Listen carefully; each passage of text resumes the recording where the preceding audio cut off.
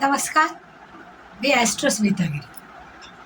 आज आपण घरामध्ये जर अशांतता असेल, कटकटी असतील, घरामधल्या सगळ्यांची तोंडं एकमेकांच्या विरुद्ध दिशेला असतील आणि जोपर्यंत बाहेर असतात तोपर्यंत आनंदात असतात.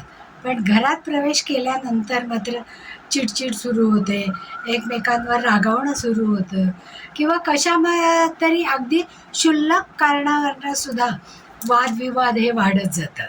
किंवा जेवायला बसल्यावर जेवणाच्या टेबलावर जेव्हा वादविवाद होतात, जेवणाबद्दल तक्रारी केल्या जातात, त्यावेळेस आपण नक्की समजायचं की आपल्या घरामध्ये निगेटिव्हिटीने प्रवेश केलेला आहे. तसंही आपल्या घरामध्ये येणारे लोक, निरनिराळ्या गोष्टी याच्यामुळे निगेटिव्हिटी ही येतच असते. आणि जेव्हा आपण बाहेरून येतो त्यावेळेस बऱ्याच लोकांच्यामध्ये मिसळून आलेलो असतो. मग त्यांची सुखदुःख आपल्याबरोबर घेऊन येतो. मग अशा वेळेस घरामधल्या या कटकटींमध्ये जर वाढ झालेली आपल्याला दिसून आली तर अशा वेळेस आपल्याला काय करता येईल?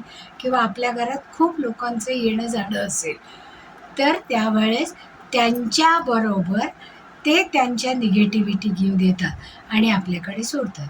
मग अशा वेळेस आपल्याला काय उपाय करता येईल? वास्तुशास्त्राप्रमाणे आपण हे ब्लॅक टूर्मलिन हे एक खनिज आहे. ब्लॅक टूर्मलिन त्याचा असा मोठा स्टोन असतो पहा. हा स्टोन सगळी निगेटिव्हिटी शोषून घेत असतो आणि ती आपल्यामध्ये साठवतो. आणि आठवड्यातून एकदा जर आपण वाहत्या पाण्याखाली या ब्लॅक टूर्मलिनला ठेवलं तर जी आठवड्याची निगेटिव्हिटी जमा झालेली असेल ती सगळी त्या पाण्याबरोबर वाहून जाते. हे ब्लॅक टूर्मलिन स्टोन हा अशा पद्धतीचा असतो.